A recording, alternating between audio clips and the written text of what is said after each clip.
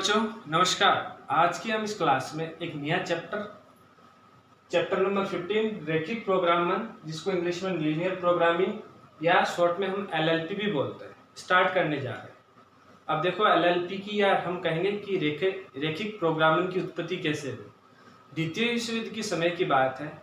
शत्रु की सेना को उच्चतम हानि पहुंचाने के लिए और कम से कम व्यय पर उच्चतम हानि पहुंचाने के लिए एक विधि अपनाई गई, और वही विधि आगे चल के रैखिक प्रोग्रामन कहलाई, रैखिक प्रोग्रामन विधि कहलाई।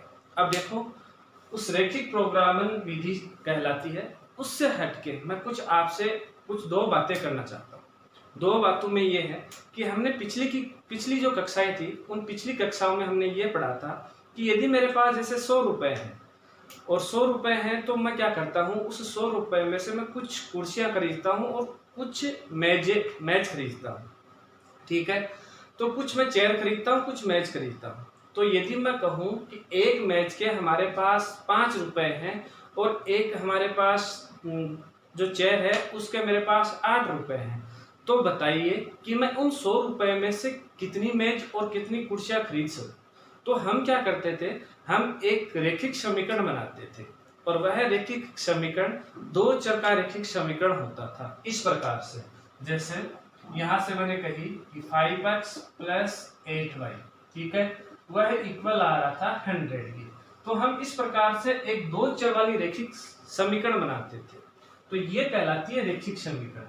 ठीक है, या मैं इसकी दूसरी डेफिनेशन दूं तो इस प्रकार से भी कह सकते हैं कि एक ऐसा समीकरण जिसमें हमारे पास दो चर हो और उन दोनों चरों की उच्चतम घात हमारे पास 1 हो, तो ऐसे समीकरण को हम दो चर वाले रैखिक समीकरण बोलेंगे, दो चर रैखिक समीकरण बोलते हैं। अब देखो, इस समीकरण की सबसे बड़ी खासियत क्या होती है कि जो हमारे पास बीजीय व्यंजक होते हैं, उन बीजीय व्यंजकों के मध्य कहीं ना कहीं हमारे पास इक्वल साइन होता है, और इक्वल साइन इस रैखिक समीकरण से को ये बताता है कि इसका जो लेफ्ट हैंड साइड और जो राइट हैंड साइड है वह दोनों इक्वल है, ये बात बताता है। अब यदि मैं यहाँ ये कहूँ कि इस इक्वल की जगह है 5x + 8y, यदि इस इक्वल की जगह है मेरे पास greater than, less than, greater than equal और लेस देन इक्वल, यदि हमारे पास साइन या चिन्ह आते हैं, इस इक्वल जो साइन है, इस इक्वल साइन की जगह है greater than, less than, greater than equal और लेस देन इक्वल यदि साइन आता है, तो यह है समीकरण नहीं रहते हुए, यह हम इसको समीका भी बोलते हैं, तो यह है समीका। अब समीका रूप में नहीं रहेगी, ये क्या कहलाने लगेगी, असमीका कहलाने लगेगी। अभी मैं इनमें से कोई एक साइन लेता हूं और इसको लिखने की कोशिश करता हूं, तो 5x + 8y जैसे मैंने लिया ग्रेटर देन और यहाँ हो गया 100। ठीक है, तो अब ये समीकरण नहीं है, ये क्या कहलाएगी, असमीका कहलाती है। मैंने यही कहा कि यदि मेरे पास कोई एक समीकरण है, उस समीकरण में इक्वल की जगह है यदि greater than, less than, greater than equal और लेस देन इक्वल यदि मैं साइन लगाता हूं, तो वह समीका या समीकरण असमीका में बदल जाती है, इनइक्वलिटीज में बदल जाती है। ठीक है, अब कहानी आती है कि हम यहाँ से देखते हैं कि यदि मेरे पास कोई एक समीका या समीकरण होता है, तो उस समीका या समीकरण का हमारे पास निश्चित मान होते हैं। ठीक है, यदि मैं इनको ग्राफीय विधि से हल करने की कोशिश करता हूँ, जैसे समीकरण है, इस समीकरण को यदि मैं ग्राफीय विधि से हल करने की कोशिश करता हूँ, तो सबसे पहले मैं इसका एक ग्राफ खींचता हूँ। जैसे मान लो कि ये इसका ग्राफ है, ठीक है, आलेख खींचा मैंने। अब यदि मैं ये आलेख खींचा, तो किसका खींचा, 5x + 8y इक्वल किसके था, 100, इसका मैंने आलेख खींचा। इस आलेख का मतलब ये है कि इस आलेख पे जो भी हमारे पास बिंदु है, कहीं पे भी, वह इस समीकरण का हल। यदि इस आलेख पर हम कोई भी एक बिंदु लेते हैं, तो वह बिंदु इस समीकरण का क्या है, हल है। ठीक है, ये तो हुई किसका, समीकरण की बात। परंतु हम बात करते हैं असमीका की, तो असमीका में यदि लेस देन, ग्रेटर देन या लेस देन इक्वल साइन आता है, एक बार हम इक्वल को छोड़ते हैं, इक्वल की हम बाद में बात करें। ठीक है, तो यदि हमारे पास ग्रेटर देन या लेस देन हमारे पास साइन आता है तो इसका हल इस आलेख पर नहीं होते हुए, इस आलेख पर नहीं होते हुए, या तो इसका हल हमारे पास इस आलेख से नीचे की तरफ होगा, या हम कहेंगे कि इस आलेख से हमारे पास किसकी तरफ होगा, ऊपर की तरफ होगा। ठीक है, तो इसलिए हम ये भी नहीं कह सकते कि ये बिंदु इसका हल है, ये बिंदु इसका हल है, ये बिंदु इसका हल है। इसके हल को हम बिंदुओं से डिनोटेट नहीं करते हुए एक क्षेत्र से डिनोटेट करेंगे। किससे डिनोटेट करेंगे? एक क्षेत्र से डिनोटेट करेंगे, और वह क्षेत्र इस असमीकाओं का या असमीका का हल क्षेत्र कहलाएगा। चाहे ये वाला आ जाए, चाहे हम कह सकते हैं कि ऊपर वाला इस साइड वाला क्षेत्र आ जाए, तो ये है इस असमीका का, जैसे ये असमीका है, इस असमीका का हल क्षेत्र कहलाती है। क्या कहलाएगी? हल क्षेत्र कहलाती है। अब हमारे पास किस किस प्रकार से असमीका हमारे पास प्राप्त होती है और उनका हल क्षेत्र हम किस प्रकार से ज्ञात करते हैं, ये बात आपको देखो। ठीक है, तो देखो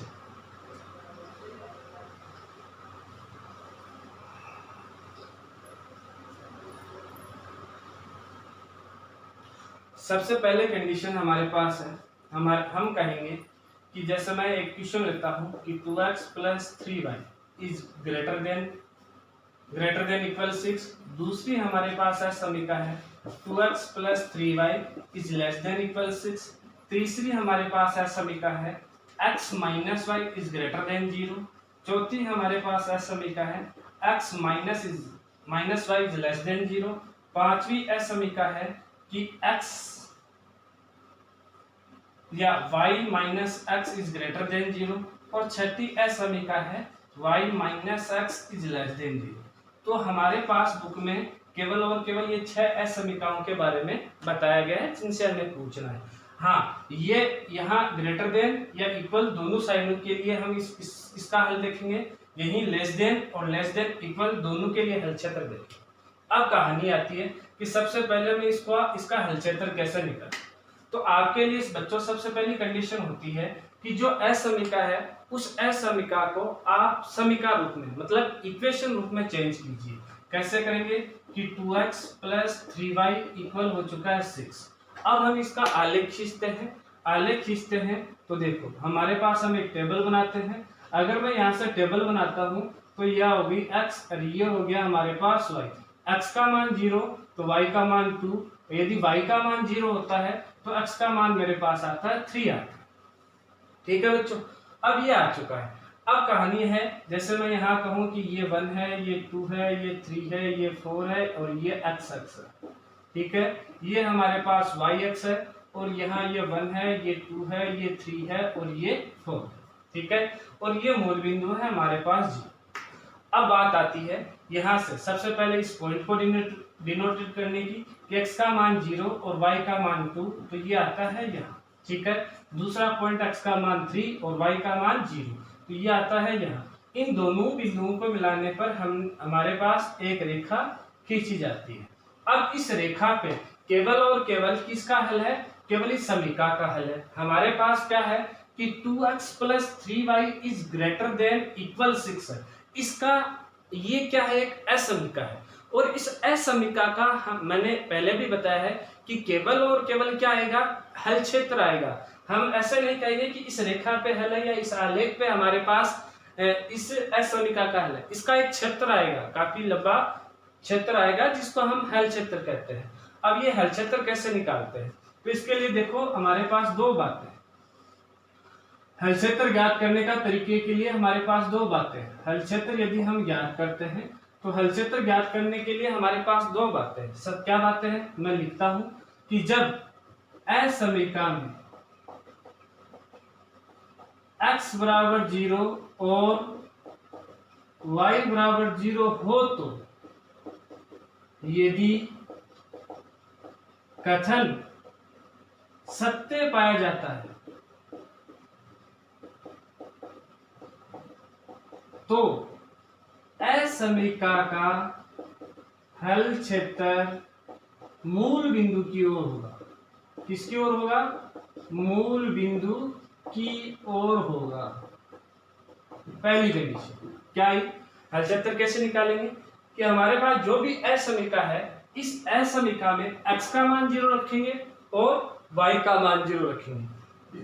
यदि x का मान और यदि y का मान हम 0 पुट कर देते हैं और पुट करने के बाद में यदि वह स्टेटमेंट, यदि वह कथन सत्य पाया जाता है, या मैं कहूं कि उसके मान को यदि ये संतुष्ट करते हैं, कौन, x और y का मान 0 0 रखने पर यदि असमीका का मान संतुष्ट होता है, तो हम कह सकते हैं कि असमीका का जो हल क्षेत्र है वह किसकी तरफ होगा, मूल बिंदु की ओर होगा। दूसरी कंडीशन है हमारे पास, यदि कथन, यहां से ऐसे भी कह सकते, दोनों में एक ही बात है, यदि कथन असत्य पाया जाता है तो असमीका का हल क्षेत्र मूल बिंदु के विपरीत दिशा में होगा।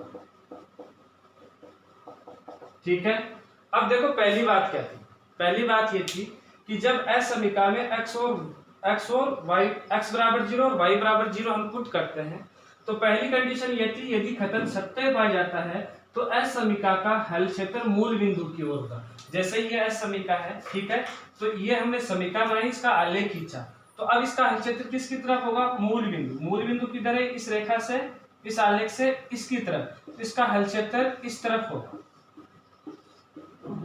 पहली कंडीशन के लिए बात मैं यहां लिख देता हूं, पहली कंडीशन की। दूसरी कंडीशन के लिए क्या है कि यदि कथन असत्य पाया जाता है, यदि कथन क्या पाया गया, असत्य पाया गया, तो इसका जो हल क्षेत्र है वह मूल बिंदु के विपरीत दिशा में, विपरीत दिशा कौन सी हुई, मूल बिंदु इधर है और विपरीत दिशा कौन सी हुई, उस साइड, तो उसका हल क्षेत्र मूल बिंदु के विपरीत दिशा में होगा। और विपरीत दिशा में मैंने इसको डिनोटेट कर दिया, ये हमारे पास कौन सा हल क्षेत्र है, कंडीशन नंबर सेकंड की। तो हम यहां से इनके सबको हल कर सकते हैं। ठीक है, तो ये हुई बात केवल और केवल हल क्षेत्र ज्ञात करने की। अब कहानी आती है कि सबसे पहली जो मेरे पास असमीका है, इस असमीका का हल क्षेत्र कैसे ज्ञात करूं। तो देखो, इस असमीका का हल क्षेत्र ज्ञात करना मैं बताता हूं। सभी इन जो मैंने 6 समीकाएं लिखी हैं बुक में, केवल और केवल आपके पास 6 समीकाएं हैं, इन्हीं से हल किए गए हैं, तो इनसे हम हल करते हैं। तो देखो, पहली के लिए ये वही कहानी है कि ये x अक्ष है, ये मेरे पास y अक्ष है, ये मूल बिंदु 0 है, O है कह सकते हैं, ये 1, ये 2, ये 3 और ये 4, ये 1, ये 2, ये 3 और ये 4, वही कहानी हम डिनोटेट करते हैं। तो ये आया 2 0 और ये आया 3 0, 0 2 और ये आया 3 0। इन दोनों को मिलाते हैं तो हमारे पास एक आलेख खींचा आता है। ठीक है, ये अब ये किसका खींचा गया, समीका। अब कहानी आती है कि इस असमीका का हल क्षेत्र किसकी तरफ होगा। तो मैं इसमें x की जगह है 0 पुट करता हूं और y की जगह भी मैं क्या पुट करता हूं, 0 मान पुट करता हूं। तो क्या आता है, 2 × 0 plus 3 × 0 is greater than equal 6। अब फिर से यहां से मल्टीप्लाई करते हैं, तो 0 इज ग्रेटर देन 6। क्या ये कथन सत्य है या असत्य है, मुझे ऐसे बताओ कि 0 का मान क्या 6 से बड़ा है या नहीं है। हो सकता है क्या कभी, कभी नहीं हो सकता।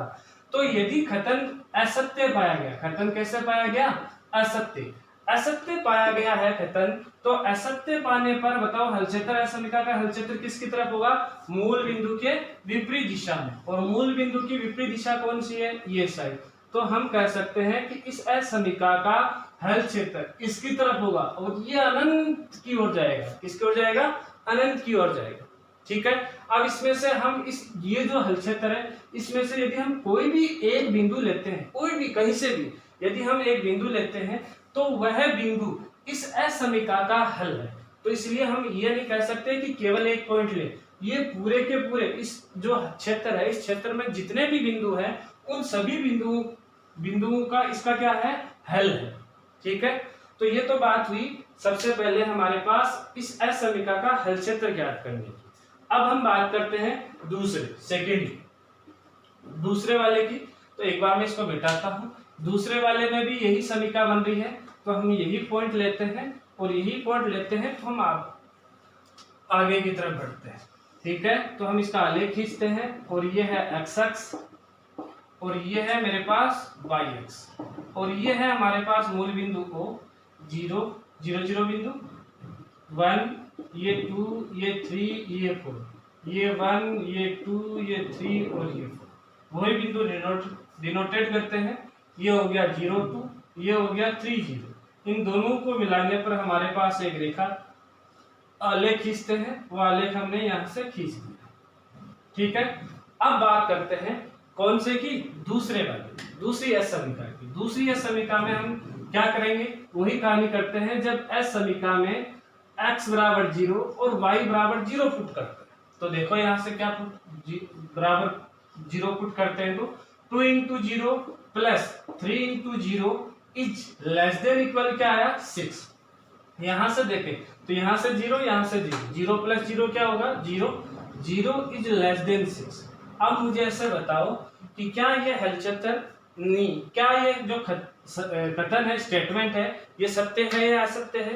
देखो 0 का मान छोटा है किससे, 6 से। 0 इज लेस देन 6, 0 का मान छोटा है किससे है, 6 से। कथन सत्य है, हमें पता है कि 0 का मान 6 से छोटा होता है, 6 से कम होता है, इसलिए हम कहेंगे कि ये कथन कैसा पाया गया है, सत्य पाया गया। अगर कथन सत्य पाया गया है तो इसका जो असमीका है, इस असमीका का हलक्षेत्र क्या होगा, इस आलेख से इसकी तरफ, किसकी तरफ हो गया, मूल बिंदु की तरफ हो चुका है। किसकी तरफ हो गया, मूल बिंदु की तरफ। और ये जो मूल बिंदु की तरफ हुआ तो ये जो भाग आ रहा है ये अनंत की ओर जा रहा है। किसकी तरफ जा रहा है, अनंत की ओर। और यहाँ इस अनंत, इस हलक्षेत्र में जितने भी बिंदु हैं वह सभी बिंदु इस असमीका के हल, असमीका क्या होंगे, हल होंगे। तो ये तो बात हुई हमारे पास पहली 2 कंडीशनों की। अगली 2 कंडीशन की हम बात करते हैं। तो देखो अगली 2 कंडीशन में क्या है, यहाँ से सबसे पहले मैं इनका ग्राफ खींचता हूं। तो ग्राफ खींचते हैं तो हमारे पास आती है कंडीशन नंबर 3। तीसरी को सबसे पहले हमने x minus y is less than greater than 0, इसको, ये एक समीका है, इसको हम समीका रूप में या इक्वेशन रूप में लिखते हैं। तो वह आता है x minus y equal to क्या आ चुका है 0। ठीक है, अब यहां से यदि ये वैल्यू आती है तो सबसे पहले हम क्या करते हैं, इसकी टेबल बनाते हैं। अगर टेबल बनाते हैं तो देखो टेबल में क्या बनेगा हमारे पास, क्योंकि हमें इसका ग्राफ बनाना है। तो देखो यहाँ से हमारे पास x और यहाँ से हमारे पास y। यदि मैं कहूँ कि x का मान 0 हो तो यदि यहाँ हम x का मान 0 पुट करते हैं तो y का मान भी 0 आ रहा है। इसका मतलब ये हुआ कि हमारे पास ये जो समीका है इसका यदि हम आलेख खींचते हैं तो यह आलेख हमेशा मूल बिंदु से गुजरेगा। किससे गुजरेगा, मूल बिंदु से गुजरेगा। यदि ये मूल बिंदु से गुजरेगा। दूसरी कंडीशन, यहाँ हम 1 1 ले सकते हैं और यदि 1 1 लिया, x का मान 1 लेते हैं तो y का मान भी हमारे पास 1 आएगा। यदि x का मान हम 2 लेते हैं तो y का मान भी हमारे पास क्या आता है, 2 आता है। अब कहानी आती है हमारे पास इसके आलेख को ड्रॉ करने की या ग्राफ को ड्रॉ करने की। तो यहाँ से हमारे पास है 1, यहाँ से 2, यहाँ से 3, यहाँ से 4, यहाँ से 1, यहाँ से 2, यहाँ से 3 और यहाँ से 4। ये x अक्ष है और ये हमारे पास y अक्ष है। सबसे पहले मूल बिंदु 0 0, तो ये बिंदु आ चुका है। उसके बाद में दूसरा बिंदु है 1 1, तो 1 1 देखें तो हमारे पास ग्राफ में यहाँ आता है, ये हो गया 1 1। तीसरा बिंदु देखें तो हमारे पास है 2 2, तो ये हमारे पास यहाँ प्राप्त होता है, ये हो गया 2 2। अब इनको मिलाते हुए हम एक रेखा खींचते हैं। रेखा खींचते हैं, तीनों बिंदुओं को मिलाने पर हमने जो रेखा खींची वह यहाँ से ऐसे गुजरी। ठीक है, स्ट्रेट लाइन हमें प्राप्त हुई। अब कहानी आती है कि हमने इसकी जो समीका थी, इस समीका से आलेख तो खींच लिया। अब कहानी आती है कि हम इसका हलक्षेत्र कैसे ज्ञात करें। किसका, कि x minus y is greater than क्या है 0। अब यदि हम इसका हलक्षेत्र ज्ञात करते हैं तो इसमें एक केवल और केवल नॉलेज, आपका नॉलेज बताएगा। यहाँ से हलक्षेत्र कैसे ज्ञात करेंगे, कैसे कि यहाँ मैं ऐसा कैसे मान रखूं, x और y के ऐसे कैसे मान रखूं ताकि यहाँ हमारे पास ये कथन हमेशा सत्य पाया जाए। ये कथन हमेशा क्या पाए जाए, सत्य पाया जाए। इसमें ऐसा तो हो नहीं सकता कि हलक्षेत्र मूल बिंदु के विपरीत होगा और हलक्षेत्र मूल बिंदु की तरफ होगा, क्योंकि रेखा ही जब मूल बिंदु से गुजर रही है तो हम यहाँ इस इस तरीके से हल क्षेत्र ज्ञात नहीं कर सकते। यहाँ जो हल क्षेत्र ज्ञात करने का तरीका है वह ये है कि हमें हर हालत में, हर कंडीशन में ये जो स्टेटमेंट है, इस स्टेटमेंट को सत्य बनाना है। और ये स्टेटमेंट सत्य कब बनेगा कि जब हमारे पास x और y का जो मान है वह है हमेशा 0 से बड़ा आएगा। और 0 से बड़ा आने का मतलब है कि हमारे पास जो मान आएंगे वह है हमेशा पॉजिटिव आएंगे। 0 से बड़ा आने का मतलब यही है। और पॉजिटिव आएंगे। और तो बताओ कि x माइनस वाई से पॉजिटिव मान कब आएंगे कि जब x का मान बड़ा होगा और y का मान क्या होगा, छोटा होगा। तो बड़ा मान किसका आ रहा है, x का आ रहा है। हम किसका मान बड़ा ले रहे हैं, x का मान बड़ा ले रहे हैं। तो x का मान बड़ा ले रहे हैं तो हमेशा ऐसे जो असमीका है, इन असमीकाओं का हल क्षेत्र किसकी तरफ होगा, x अक्ष की ओर, क्योंकि हम मान किसका बड़ा ले रहे हैं, x का ले रहे हैं और x का ले रहे हैं, तो इसलिए इसका हल क्षेत्र हमेशा किसकी तरफ होगा, x अक्ष की ओर होगा। किसकी तरफ होगा, x अक्ष की ओर। यदि अब मैं यहाँ से इसी को भी शामिल करता हूँ, इसी को यदि मैं शामिल करें तो हमारे पास आता है कि x minus y is less than 0। अब बताओ कि यहाँ लेस देन 0 है। लेस देन 0 का मतलब है कि इधर वाली जो हमारे पास बीजीय व्यंजक है, इस बीजीय व्यंजक का मान हमें x और y का मान ऐसे पुट करना है। इस बीजीय व्यंजक में हमें x और y का मान ऐसे पुट करना है कि वह मान लेस देन 0 आए, मतलब हमेशा 0 से क्या आए, कम आए। और 0 से कम आने का मतलब है कि हमारे पास यहाँ से संख्याएं कैसे आएंगी, नेगेटिव आएंगी। और नेगेटिव कब आएंगी, जब y का मान क्या हो, x माइनस वाई में y का मान क्या हो, बड़ा हो। तो y का मान तो आता है बड़ा और x का मान क्या आता है, छोटा। तो बड़ा किसका आ रहा है, y का मान आ रहा है। अगर y का मान हम बड़ा लेते हैं तो इसलिए इसका भी हल क्षेत्र किसकी तरफ होगा, इसका भी हल क्षेत्र किसकी तरफ होगा, y-x की तरफ होगा। किसकी तरफ होगा, y-x की तरफ होगा। तो ये हमारे पास बात हुई यहाँ की। अब हम बात करते हैं यहाँ से यदि हम बात करते हैं तो पांचवें और जो छठी असमीका है, तो पांचवें और छठी असमीका का भी हम हल क्षेत्र ज्ञात करने की कोशिश करते हैं। तो देखो, सबसे पहले मैं यहाँ से पांचवी असमीका लेते हैं और पांचवी असमीका को मैं समीका रूप में लिखता हूँ। यदि मैं समीका रूप में लिखूं तो वह आ गया y minus x equal to क्या आ चुका है, 0। कहानी क्या करते हैं, वही टेबल बनाते हैं। टेबल बनाई तो हमारे पास यहाँ से x, यहाँ से y। x का मान यदि 0 है तो y का मान भी क्या आ रहा है, 0। यदि मैं यहाँ से कहूँ कि x का मान 1 है तो y का मान भी 1 है। यदि यहाँ से x का मान 2 है तो y का मान भी क्या आ रहा है, 2 आ रहा है। अब हम इसका ग्राफ डिनोटेट करते हैं या हम इसका आलेख खींचते हैं। तो ये हो गया मूल बिंदु, यहाँ से आया 1 2 3 4 और ये हो गया x अक्ष और उसके बाद में ये हो गया y-x और यहाँ 1 2 3 4 आ चुका 4। यदि हम उन बिंदुओं से देखें तो पहला बिंदु आया 0 0, दूसरा आया हमारे पास 1 1 और तीसरा बिंदु आया हमारे पास 2 2। यदि इन बिंदुओं को मिलाते हुए मैं एक आलेख खींचूं, लाइन ड्रॉ करूं, तो वह लाइन इस प्रकार से ड्रॉ, ठीक है। तो भी ये तो हो गई लाइन ड्रॉ करने की बात। अब कहानी आती है कि इसका हल क्षेत्र कैसे होगा। तो इसका मैं असमीका रूप में लिखता हूँ। असमीका रूप में लिखा तो y minus x is greater than क्या है, 0। अब कहानी क्या आई, कहानी ये आई कि हमारे पास इस कथन को हमें सत्य करना है, इस असमीका को हमें सत्य प्रूफ करना है। तो सत्य प्रूफ कैसे होगा, ये कि ये ऐसे होगा कि इधर जो हमारे पास बीजीय व्यंजक दिए हैं, इन बीजीय व्यंजकों का मान हमेशा 0 से क्या आना चाहिए, बड़ा आना चाहिए। और 0 से बड़ा आना चाहिए उसका मतलब है हमारे पास मान कैसे आएंगे, पॉजिटिव आएंगे। पॉजिटिव कब आएंगे, जब y का मान बड़ा होगा और x का मान क्या होगा, छोटा। y का मान क्या हो रहा है, बड़ा हो रहा है और x का मान क्या हो रहा है, छोटा हो रहा है। मान किसका बड़ा हो रहा है, y का। तो हल क्षेत्र भी किसकी तरफ आएगा, y की ओर। तो इसका भी हल क्षेत्र किसकी तरफ हो चुका है, y की ओर हो चुका है। इसका हल क्षेत्र को मैं इस प्रकार से डिनोटेट कर रहा हूँ। अब कहानी आती है हमारे पास छठवीं जो असमीका है उसकी। छठवीं असमीका में क्या है कि y minus x is less then क्या आ रहा है, 0। लेस देन क्या आ रहा है, 0 आ रहा है। तो लेस देन 0 आ रहा है तो हम यहाँ से लाइंस का ही ड्रॉ होगा। परंतु यहाँ देखें, इस असमीका में देखें तो ये कह रहा है कि इधर जो बीजीय व्यंजक दिए गए हैं इनका मान 0 से कम आना चाहिए। 0 से कम आने का मतलब है कि मान कैसा आएगा, नेगेटिव। और नेगेटिव कब आएगा कि जब x का मान क्या हो, बड़ा, तभी ये नेगेटिव आएगा। और y का मान कैसा हो, छोटा।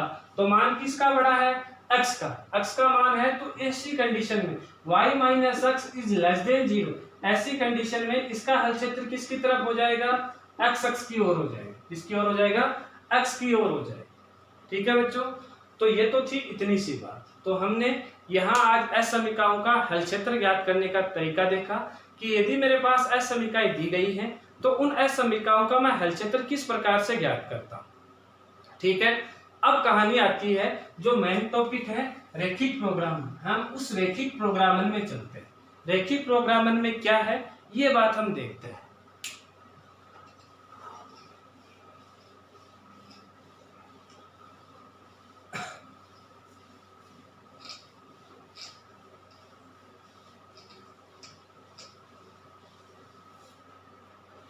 देखो, रैखिक प्रोग्रामन में हमारे पास तीन बातें होती है। पहली बात होती है उद्देश्य फलन, जिसको हम हमेशा z से डिनोटेट करेंगे। किससे डिनोटेट करेंगे, z से।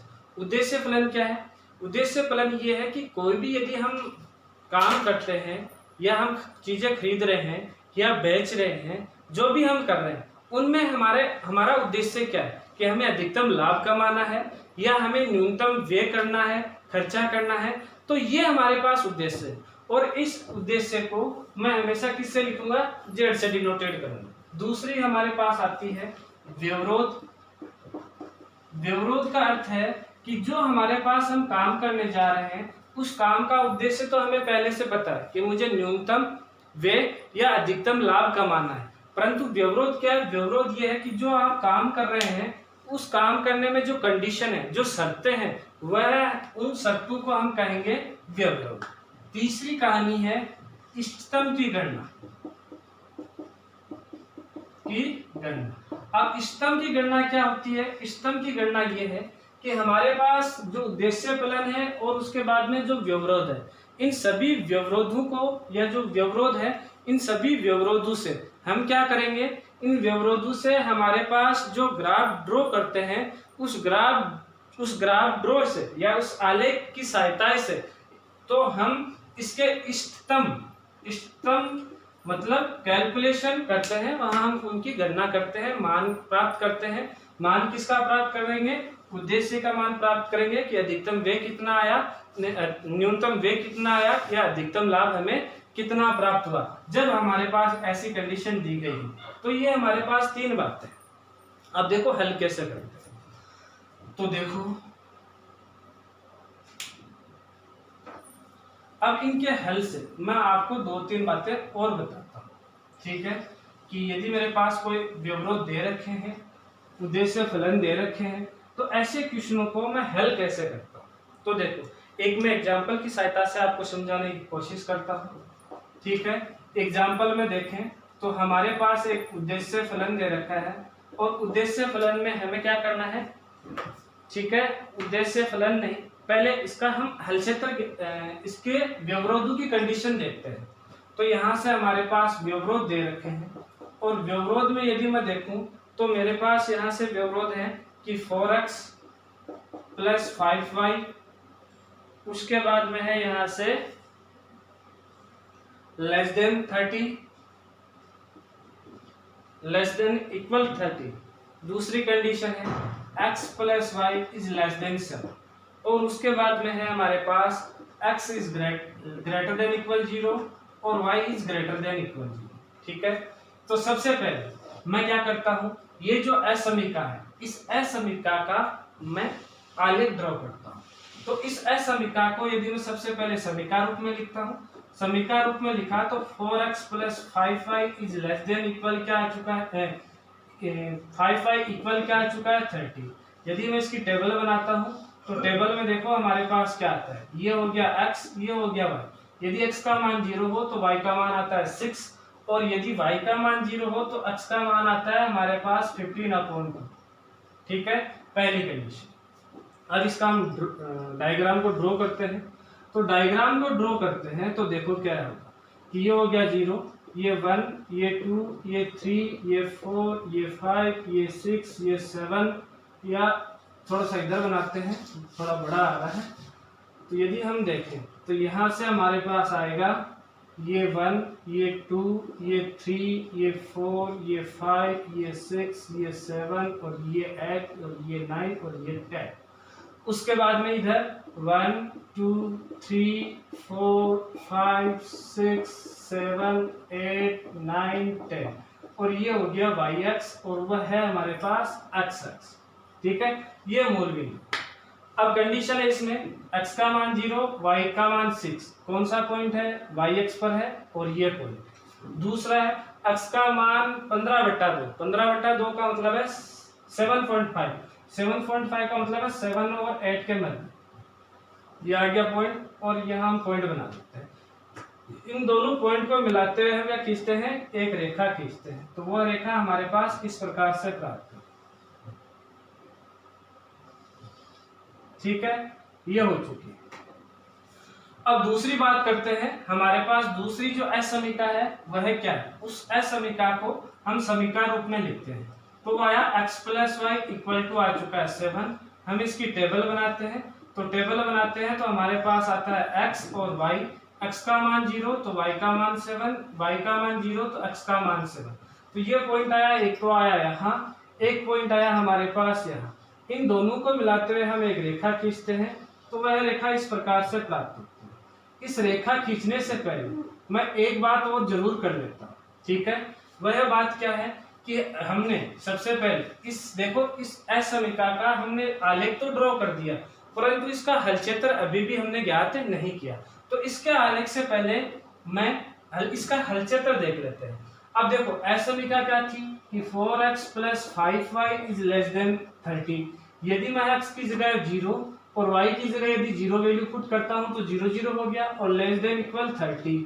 यहाँ 0 <= क्या आया? 30।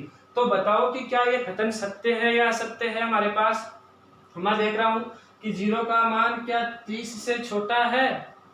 0 <= 30 तो 0 का मान 30 से छोटा है। बिल्कुल सही बात है कि 0 का मान 30 से छोटा है, तो इसलिए ये कथन क्या पाया गया है? सत्य पाया गया। अगर सत्य पाया गया तो इसका हल क्षेत्र किसकी तरफ होगा? इधर होगा, मूल बिंदु की तरफ होगा। तो मैं मूल बिंदु की तरफ इसका हल क्षेत्र बनाता हूँ। बना दिया ये हल क्षेत्र। ठीक है, हल क्षेत्र मैं इन लाइनों से ड्रॉ कर रहा हूँ।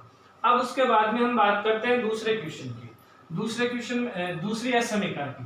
दूसरी असमीका को हम समीकरण रूप में लिखते हैं। तो ये आ गया x + y = हो गया 7। इसकी हम टेबल बनाते हैं, पॉइंट टेबल बनाते हैं। तो x हो गया ये y, x का मान 0 तो y का मान 7, y का मान 0 तो x का मान 7। पॉइंट देखते हैं तो यहाँ एक पॉइंट आता है और यहाँ से हमारे पास एक पॉइंट आता है। इन दोनों पॉइंटों को मिलाने पर हम एक रेखा खींचते हैं और रेखा इस प्रकार से है। अब कहानी आती है कि इसका भी हल क्षेत्र देखना है। यदि इसका हल क्षेत्र देखूं तो मैं यहाँ देखता हूँ। देखो कि हमारे पास असमीका थी कि x + y > 7। तो 0 + 0 > 7 और 0 > 7। अब बताओ कि ये कथन सत्य है या असत्य? कथन सत्य है। तो इसलिए इस असमीका का भी हल क्षेत्र किसकी तरफ होगा? मूल बिंदु की तरफ। किसकी तरफ होगा? मूल बिंदु की तरफ। ये हो गया मूल बिंदु की तरफ। अब तीसरी कहानी कि x > 0। इसका मतलब है कि हम जो हल क्षेत्र देख रहे हैं, जो x का मान ज्ञात कर रहे हैं, वह x का मान हमेशा कैसा आएगा? 0 से बड़ा। 0 से बड़ा का मतलब है पॉजिटिव आएगा। ठीक है। दूसरा हमारे पास y > क्या है? 0। इसका मतलब भी यही है कि हमारे पास जो y का मान आना है वह y का मान हमेशा कैसा आएगा? पॉजिटिव आएगा। पॉजिटिव आएगा। इसका मतलब ये हुआ कि हमें केवल और केवल वही हल क्षेत्र लेना है जो प्रथम चतुर्थांश में, कौन से में? फर्स्ट क्वाड्रेंट में है, प्रथम चतुर्थांश में। तो प्रथम चतुर्थांश वाली कहानी कौन सी हुई? ये हुई। अब उसके बाद में हमें देखना है कि इसका उभयनिष्ठ क्षेत्र। अब उसके बाद में 3-4 बातें आती हैं। उन 3-4 बातों को मैं यहाँ आपको बताता हूँ। उन बातों में सबसे पहले बात आती है उभयनिष्ठ क्षेत्र। अब देखो उभयनिष्ठ क्षेत्र, ठीक है, उभयनिष्ठ क्षेत्र क्या होता है, या मैं इसको सुसंगत हल क्षेत्र भी कहता हूं। कि मेरे पास जितने भी व्यवरोध दे रखे हैं, उन व्यवरोधों का यदि मैं हल क्षेत्र यहाँ डिनोटेड करता हूँ ग्राफ में, तो उनमें से कौन सा क्षेत्र उभयनिष्ठ आता है, कौन सा क्षेत्र उभयनिष्ठ है। जो उभयनिष्ठ क्षेत्र है वही क्षेत्र उस जो लीनियर प्रोग्रामिंग है उसका सुसंगत हल क्षेत्र कहलाएगा। उभयनिष्ठ क्षेत्र ही उसका सुसंगत हल क्षेत्र कहलाएगा। सुसंगत हल क्षेत्र का अर्थ है कि केवल और केवल हमें वही क्षेत्र लेना है कैलकुलेशन के लिए, इष्टतम की गणना के लिए। तो यदि मैं यहाँ इन दोनों असमीकाओं से देखूं तो इनका जो हल क्षेत्र से देखें तो इनके हल क्षेत्र में उभयनिष्ठ क्षेत्र इस वाला भाग आ रहा है, परंतु हमारे पास यहाँ कंडीशन थी कि x का मान 0 से बड़ा होना चाहिए, 0 या 0 से बड़ा होना चाहिए, और y का मान भी 0 या 0 से बड़ा होना चाहिए। इसका मतलब हुआ कि हमें कौन सा क्वाड्रेंट में चाहिए, फर्स्ट क्वाड्रेंट में। तो फर्स्ट क्वाड्रेंट में यदि मैं उभयनिष्ठ हल क्षेत्र देखूं तो कौन सा आ रहा है, मैं थोड़ा डायरेक्ट लाइन ड्रॉ करता हूं, वही बात कौन सा, ये जो भाग है हमारे पास ये वाला, या मैं थोड़ा सा और गहराई से इसको ड्रॉ करता हूं,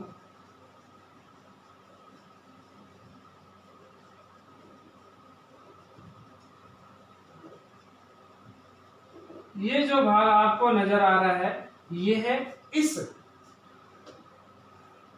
लीनियर प्रोग्रामिंग का सुसंगत हल क्षेत्र होगा, या हम कहेंगे कि इन व्यवरोधों से जो असमीकाएं हैं उन असमीकाओं के जो क्षेत्र हैं उन क्षेत्रों से जो उभयनिष्ठ क्षेत्र आया है वह क्षेत्र है ये। हम इस क्षेत्र को बोलेंगे सुसंगत हल क्षेत्र। अब उसके बाद में आता है कि ये सुसंगत जो हल क्षेत्र है दो प्रकार से हो सकता है। पहला है परिबद्ध, दूसरा है अपरिबद्ध। परिबद्ध का अर्थ है कि वह चारों ओर से बंद, मतलब घिरा हुआ। यदि मैं यहां से देखूं तो यहां से हमारे पास ये एक बंद हमारे पास क्षेत्र आता है, तो इसलिए परिबद्ध है। अपरिबद्ध का अर्थ है कि उसका जो हल क्षेत्र उभयनिष्ठ जो हल क्षेत्र है वह परिबद्ध नहीं है, बंद नहीं है, वह अनंत की ओर जा रहा है, परंतु हमारे पास ऐसी कोई कंडीशन नहीं है। अपरिबद्ध हल क्षेत्र आएगा उस कंडीशन में आपको मैं बता दूंगा, ठीक है। अब देखो ये जो उभयनिष्ठ हल क्षेत्र आया, इस उभयनिष्ठ हल क्षेत्र में हमारे पास 4 पॉइंट प्राप्त हुए।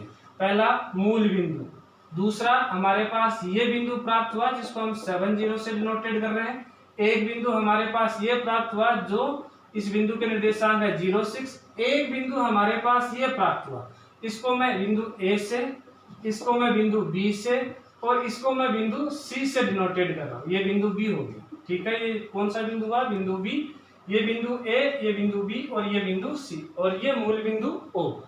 यदि हम इष्टतम की गणना करते हैं तो कभी भी हम इष्टतम की गणना में मूल बिंदु को शामिल नहीं करेंगे। अब कहानी आती है कि ये जो परिबद्ध हल क्षेत्र है या अपरिबद्ध है, यदि हमें हल क्षेत्र प्राप्त हो तो उनमें यदि जो ये बिंदु प्राप्त होते हैं जैसे ए, बी और जो बिंदु सी प्राप्त हुए हैं, इन बिंदुओं को हम कोणीय बिंदु कहते हैं। क्या कहेंगे, कोणीय बिंदु। इन बिंदु को हम कोणीय बिंदु कहेंगे, और कोणीय बिंदु की सहायता से हम हमारे जो उद्देश्य फलन है उस उद्देश्य फलन को प्राप्त करते हैं।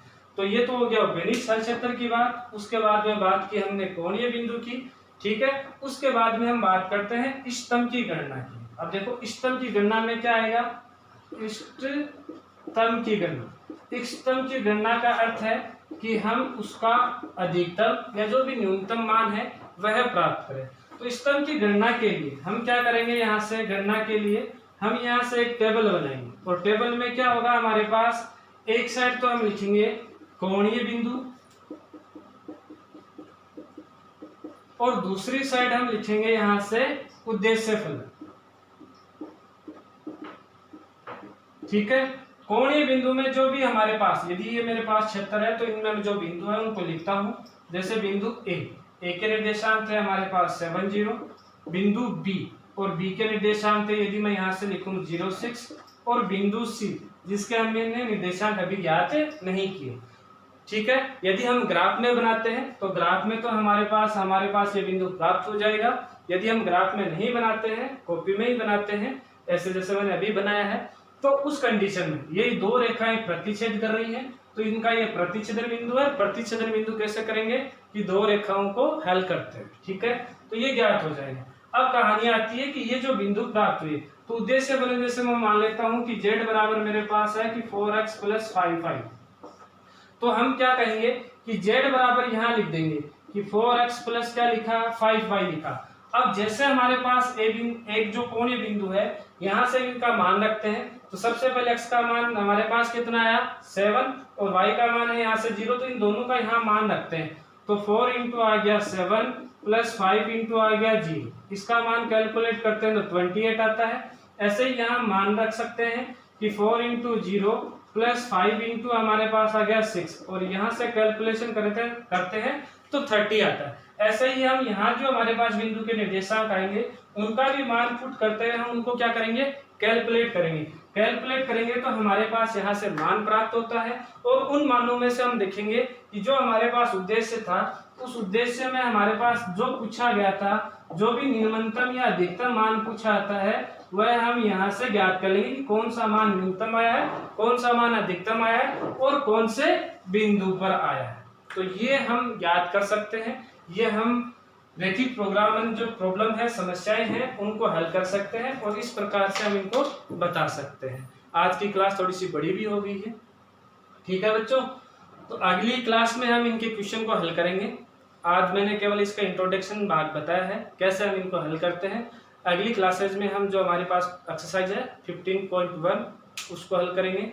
यदि आपको अच्छे से समझ में आ रहा है बच्चों, तो आप मेरे YouTube channel Rakesh Sharma maths अड्डा को आप सब्सक्राइब कीजिए, ज़्यादा से ज़्यादा शेयर कीजिए, लाइक कीजिए, कमेंट कीजिए। धन्यवाद।